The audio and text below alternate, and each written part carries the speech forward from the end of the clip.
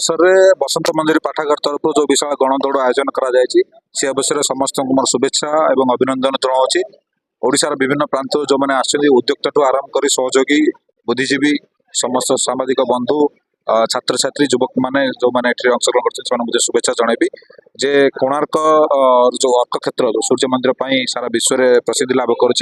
आज आरंभ होगा जाऊँगी इंटरनेशनल स्टैंडर्ड फेस्टिवल ता सहित डांस फेस्टिवल। यहाँ केवल जे राज्य सरकार गौरव बहन कर कोणार्क सारा विश्व में तार गोटे स्वतंत्र परिचय सृष्टि करने गोटे प्रयास एवं जो गणदौड़ मध्यम जनसचेतनता कार्यक्रम कर आशा करुँच आगामी दिन में आहरी अधिक संख्यार समस्त सहयोगी मैंने सहयोग करूँ जॉइन करूँ एवं ये अवसर में कहूँ चाहूँगी आज इंटरनेशनल एड्स डे तेणु समस्त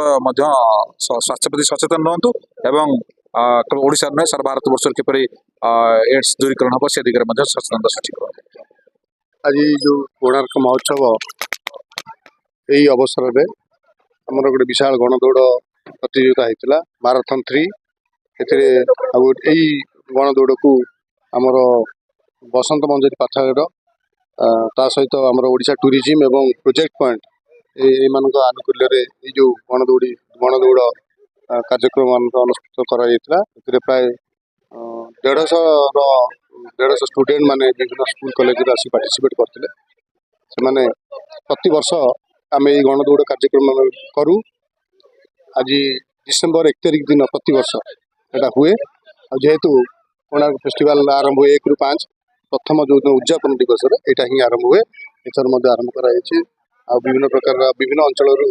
लोक मैंने आसी विभिन्न स्कूल कॉलेज पिला एनसीसी एनएसएस ये जो पिला आसी पार्टिसिपेट करते ये जो कार्यक्रम आमर कर बसंत मंजरी पाठागार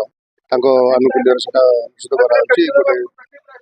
साधुवाद जनाऊँगी ये कार्यक्रम आमर आगू सब वर्ष चली रहू अधिक संख्यार पिला माने जमती यही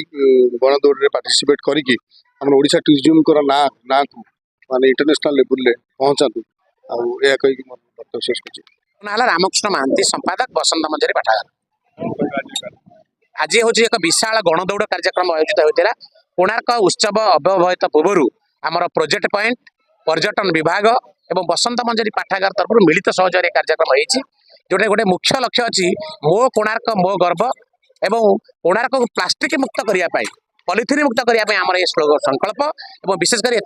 प्राय 500 ରୁ ऊर्ध्व व्यक्ति जोग देते। आ गोटे बड़ कथा अच्छी आज हूँ विश्व एड्स दिवस ये अवसर में नेहरू युवा केन्द्र पुरी एवं बसंत मंजरी पाठागार पक्षर सिग्नेचर कैंपेन और गणदौड़ कार्यक्रम आयोजित कराई।